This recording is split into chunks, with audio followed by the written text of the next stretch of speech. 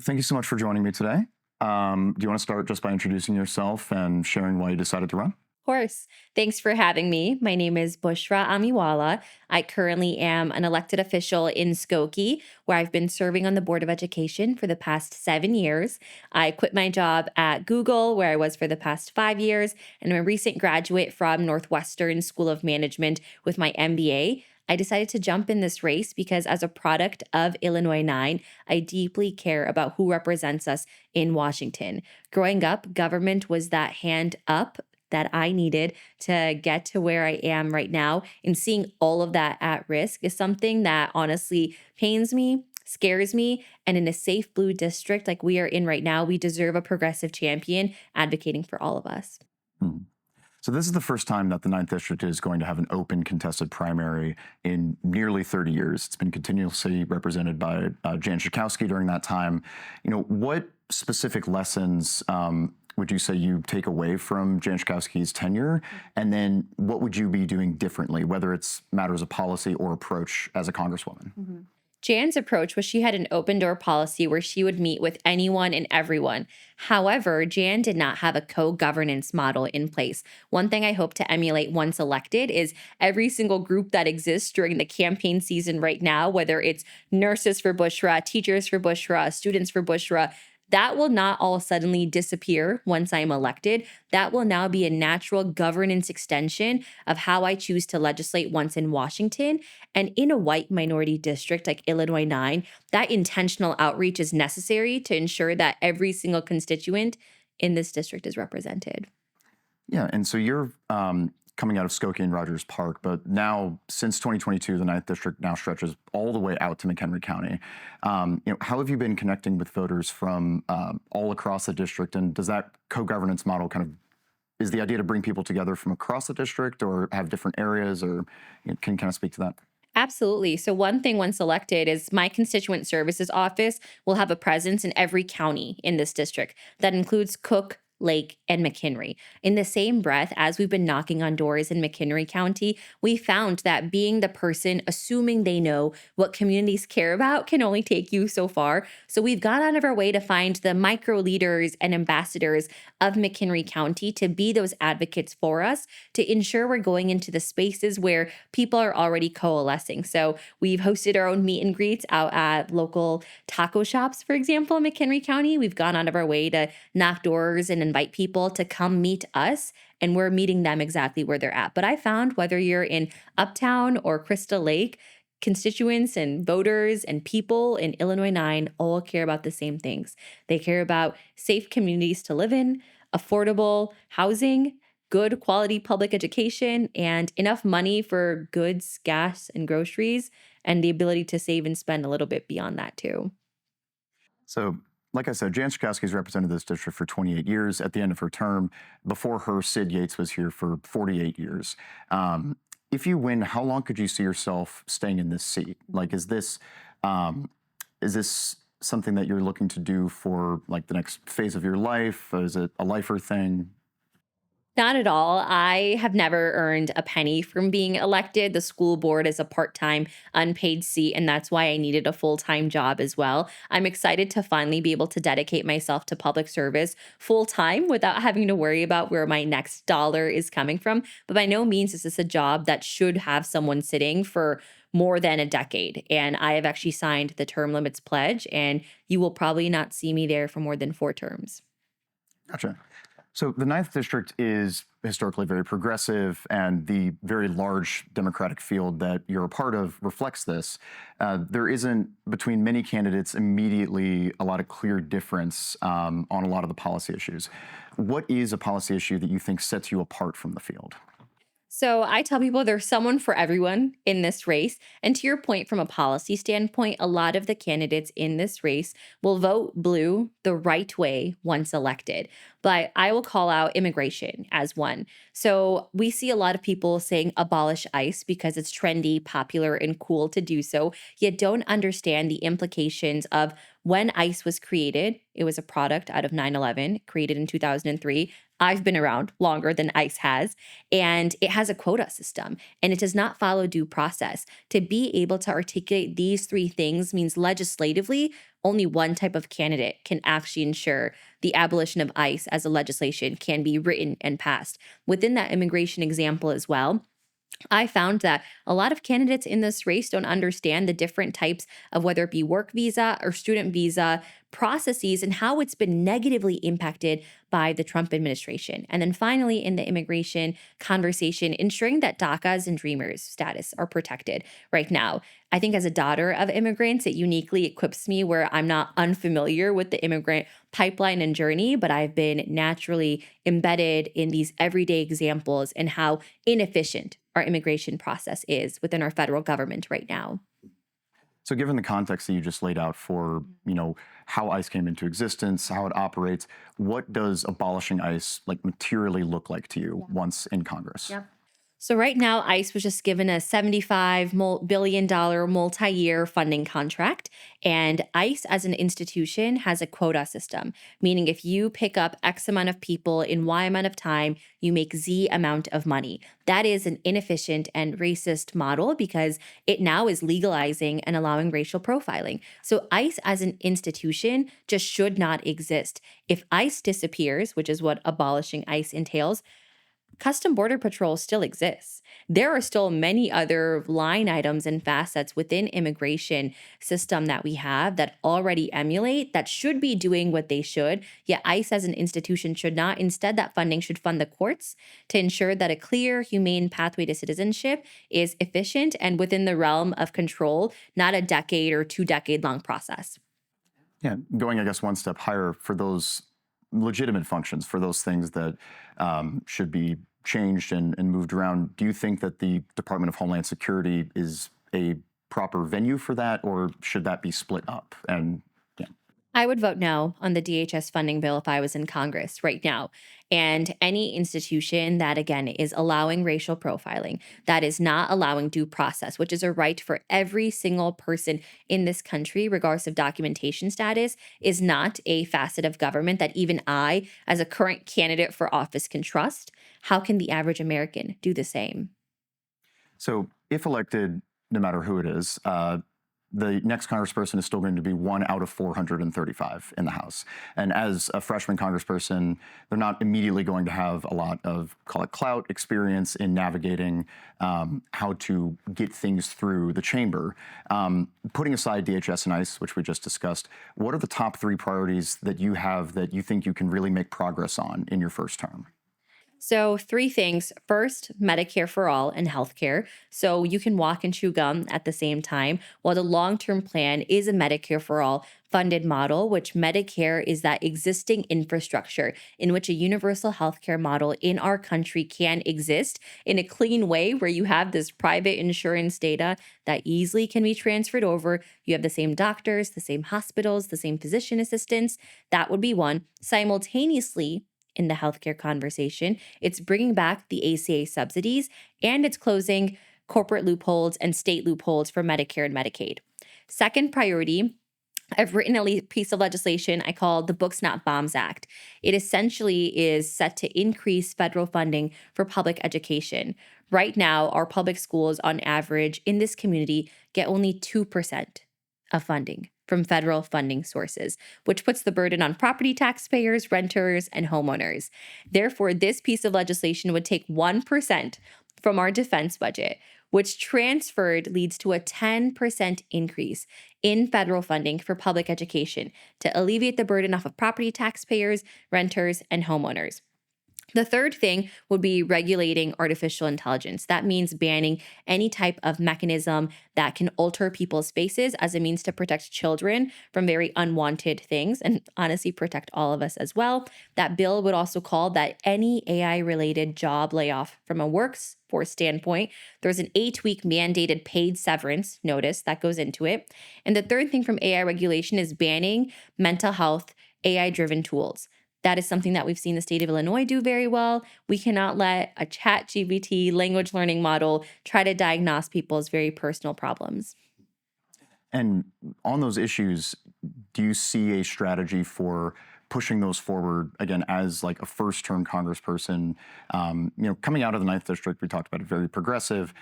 How do you see being able to have an influence on those issues right out the gate?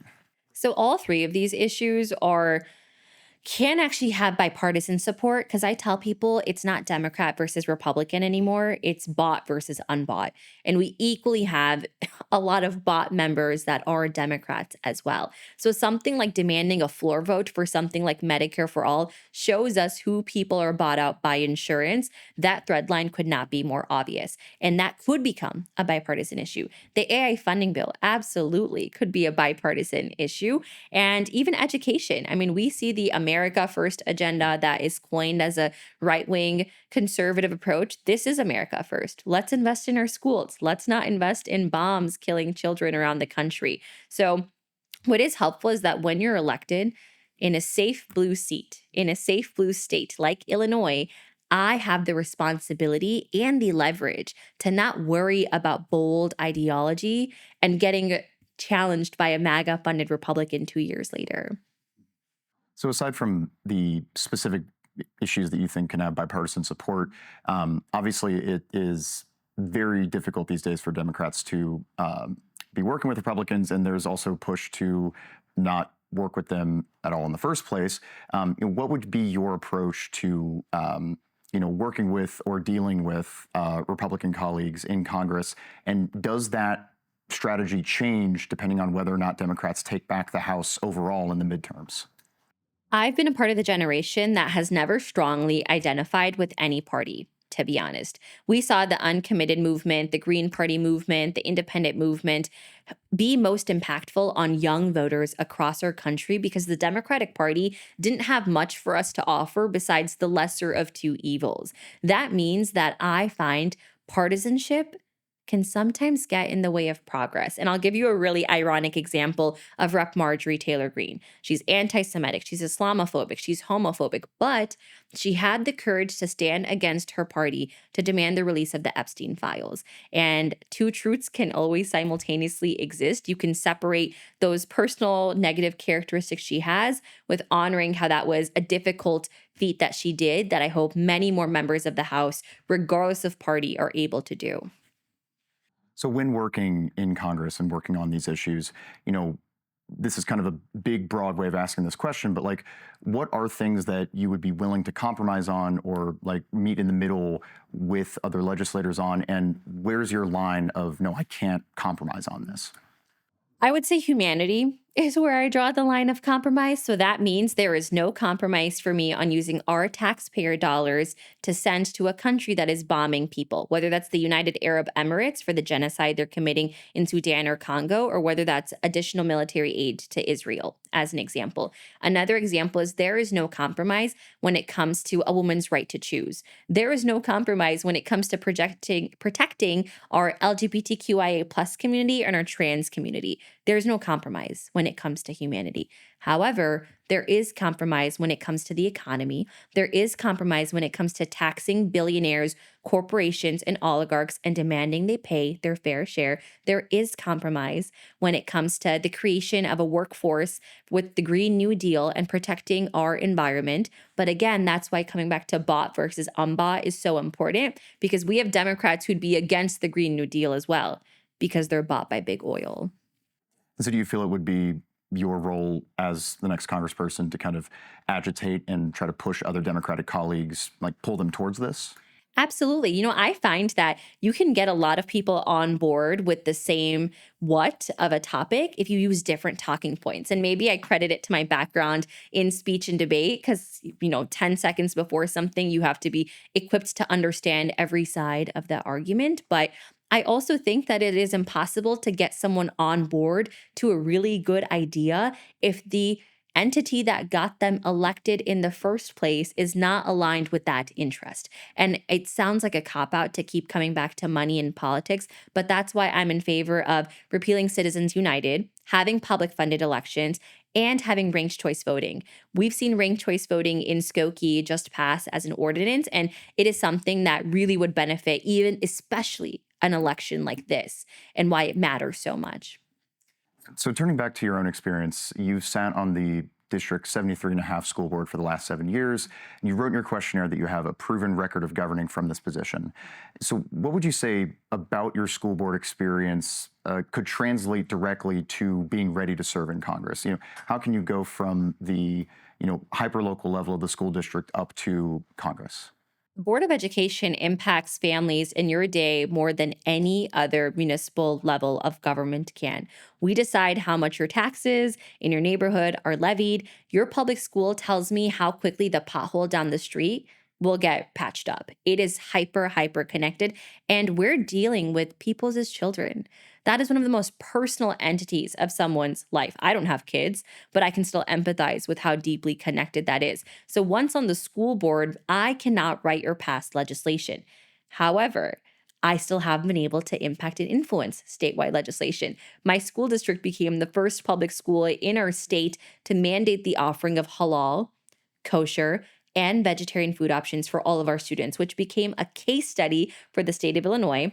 I had the privilege to testify in front of the Illinois General Assembly for how this works and declined in food waste, increased productivity, and this statewide legislation passed. And now every public institution in our state, think schools, prisons, hospitals, have to require they have halal, kosher, and vegetarian food options for the people they serve. I'll give you another example as well. We're on a governance board, so it does really tie our hands to impacts that I would want to have, but I'm all about innovation. Innovation is not just technology. Innovate means doing something new, doing something different. So we signed a co-governance agreement with our township government, which essentially meant that if any family was impacted with hardship, we would have a pool of funds to help that family. So when the very first ICE arrest in this congressional district took place in my backyard in Skokie School District 73 and a half, we were able to offer that family to pay their mortgage with that fund that we had created in 2023, by the way. So all of this is deeply personal to me, and I can only imagine the impact and influence a candidate and person like me can have in Washington with the tools and resources. So some of your opponents have elected track records in higher offices or over longer tenures. How should voters weigh, others' experiences in Springfield or city government against your experience on the school board? I think the examples I just gave right now is a very clear example of what I was able to do elected on a governance board. We've made history not only locally, statewide, but nationally as well. And I would carry those records with equal weight and see kind of the underwhelming element that maybe others' records might hold with given beyond higher opportunities to have made a more positive impact. I tell people I'm the everything candidate in this race. Something you see in every candidate that you admire, we have that in our campaign as well. You like someone for being rooted in the community or a child of immigrants? Wonderful. Same here. You like someone for having won election successfully twice and turned out net new voters? Wonderful. We've done that. You like someone because they're young and exciting? Fantastic. We are that. Yeah, and you said, I think at the very top, you called yourself a daughter of the district. Whether it's experienced with school board or activism or just as personal experience, like how do voters, kind of know who you are and know your part in the community? How have you kind of embedded yourself in that way?